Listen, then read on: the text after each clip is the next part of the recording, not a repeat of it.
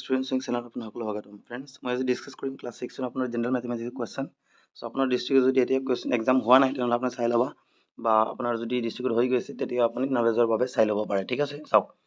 first natural number is প্ৰথম natural নাম্বাৰটো কি হ'ব ফাৰ্স্ট কোৱেশ্চনখন স্মল কোৱেশ্চনখন মই ডিসকাস কৰি দিম ডাঙৰখন আপোনালোকে নিজে কৰিব ঠিক আছে চাওক ফাৰ্স্ট নেচাৰেল নাম্বাৰ প্ৰথম প্ৰাকৃতিক সংখ্যা কোনখন হয় সেটো 1 হ'ব প্ৰথম প্ৰাকৃতিক সংখ্যা কি হয় 1 হয় যদি এতিয়া আপোনাৰ নেচাৰেল নাম্বাৰ নকয় হোল নম্বৰ কলে তেনেহলে আপোনাৰ পূৰ্ণ সংখ্যা হোল নম্বৰ হয় হোল নম্বৰ হলে না 0 তেনেহলে ঠিক আছে আনসাৰটো নেক্সট চাওক the next consecutive odd number এটো অড নাম্বাৰ দিয়া আছে তিনিটা আপোনাৰ নেক্সট মানে এর পাছতটো কব আছে সো এটো কি হ'ব সো 3 দিয়া আছে 5 দিয়া আছে 7 দিয়া আছে পাছতটো হ'ব 9 ঠিক আছে অড নাম্বাৰ হ'ব 9 অড নাম্বাৰ মানে কি যেটো 2 দি মানে আপুনি হৰণ কৰিব নোৱাৰে এটো সো 3 5 7 9 এর পাছত চাওক এ কমপ্লিট এংগল কোনটো হয় সো এটো 360 ডিগ্ৰী কমপ্লিট এংগল মানে গোটেই বৃত্তখন এটো হ'ব 360 আর স্ট্রেট এংগল আধা হয় 180 ঠিক আছে the digit sum of 66 যেটো সংখ্যা আছে নাম্বার আছে এটো digit sum so 66 এটা নাম্বার হয় এটো ডিজিট হয় এটা 6 আৰু এটা 6 এটো সাম হ'ব মানে দুইটা সাম মানে কি আপুনি প্লাস কৰি দিব সাম মানে প্লাস তো 66 কি হ'ব 12 হ'ব মানে আনসারখন 12 হ'ব ঠিক আছে digit sum of 66 আনসার হ'ব 12 পাছত the angle which measure 90 degree যেটো মেজারমেন্ট আছে এটো কি কোৱা হয় এটো কোৱা হয় right angle RIGHT right angle এটো লিখি লব আপোনালোকে ঠিক আছে এপাছত চাওক identify the line segment given বিলো এন্ড নেম দেম আপোনাৰ লাইন সেগমেন্টটো উলিয়াব লাগিব চাওক ফ্ৰেণ্ডছ লাইন সেগমেন্ট উলিয়াবৰ আগে আপোনালোকে পয়েন্ট উলিয়াব পয়েন্ট কিমান আছে এটা পয়েন্ট P আছে এটা পয়েন্ট Q আছে এটা পয়েন্ট R আছে এটা পয়েন্ট S আছে এটা পয়েন্ট T আছে এটা পয়েন্ট U আছে এতিয়া পয়েন্ট উলিয়াবৰ পিছত আপুনি লাইন সেগমেন্ট উলিয়াব লাইন সেগমেন্ট হয় দুটা পয়েন্ট মিলি এর মানে আপোনাৰ যেটো PQ হ'ব এটো প্ৰথম লাইন সেগমেন্ট হৈ যাব ঠিক আছে এটো যদি আপুনি লাইন সেগমেন্ট চাই যেটো PQ হ'ব মই কলো আপোনাৰ যে দুটা পয়েন্ট মিলি এটা লাইন সেগমেন্ট হয় PQ এটা লাইন সেগমেন্ট হৈ যাব PQ লিখিব পাৰে আপোনাৰ লাইন সেগমেন্ট এৰ পাছত দুটা পয়েন্ট মিলালে আপোনাৰ QR আৰু এটা লাইন সেগমেন্ট হ'ব এৰ পিছত RS এটা লাইন সেগমেন্ট এৰ পাছত ST মিলালে আপোনাৰ লাইন সেগমেন্ট হৈ যাব আৰু TU ঠিক আছে বা UT এটো পাঁচটা লাইন সেগমেন্ট হৈ যাব আপোনালোকে নিশ্চয় এটো কৰি ল'ব এৰ পাছত চাওক determine the values of the angle এটা আপুনি প্ৰটেক্টৰ সাদা ব্যৱহাৰ কৰি তো মাপখন আঁকিব মই এটা কৈ দিম 3 নম্বৰখন কাৰণ 3 নম্বৰটো আপুনি মানে এটো মাপ নলয় আপুনি ক'ব পাৰিব কাৰণ যেটো স্ট্ৰেইট থাকে এটো কয় ৰাইট এংগল এটো 90 ডিগ্ৰী হ'ব আপোনাৰ মেজাৰমেন্টটো কৈছে কিমান হ'ব সো ডিটাৰমাইন দ্য ভ্যালু এটো লিখি ল'ব আপোনাৰ 90 ডিগ্ৰী ঠিক আছে বাকি বিলাক এটো 90 পৰা স্মল হ'ব কিমান হ'ব 60 নহওক কিমান হ'ব আপুনি মাপি ল'ব এটো 120 আই থিংক মাপি ল'ব আপোনালোকে 90 ইয়াত হয় মানে দুই ঘৰে দি 120 হ'ব দেখি লৈ মই যিমান বুজিলো আপোনালোকে এটো মোবাইলত প্ৰশ্ন দেখাইছো তো অফলাইন হলেহে আপোনাৰ নিশ্চয় মাপি দেখিলেহে চাওক 4 নম্বৰ খৈটো কি হ'ব এটো আপোনাৰ কিমান হ'ব মাপি ল'ব 60 হ'ব না 40 হ'ব না কিমান হ'ব নেক্সট কোৱেশ্চনখন চাওক right the first 3 square number প্ৰথম তিনিটা স্কয়াৰ নাম্বাৰ লিখিব 3 মাৰ্ক দিছে সো স্কয়াৰ নাম্বাৰ তো প্ৰথম তিনিটা স্কয়াৰ নাম্বাৰ প্ৰথমটো হ'ব 1 ৰ স্কয়াৰ 1 মানে প্ৰথম স্কয়াৰ নাম্বাৰখন 1 হ'ব second two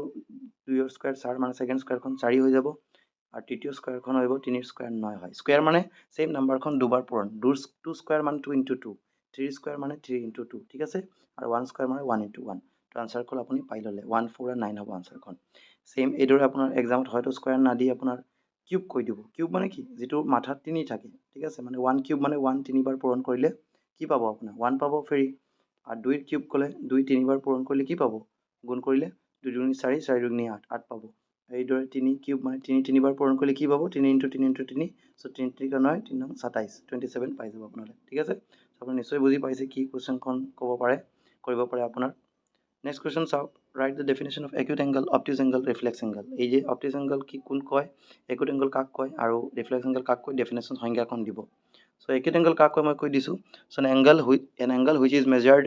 greater than 0 degree but less than 90 degree এটা এংগল যেটো 0 ডিগ্ৰীৰ পৰা ডাঙৰ আৰু 90 ডিগ্ৰীৰ পৰা সৰু এটো কয় অবটিউজ একিউট এংগল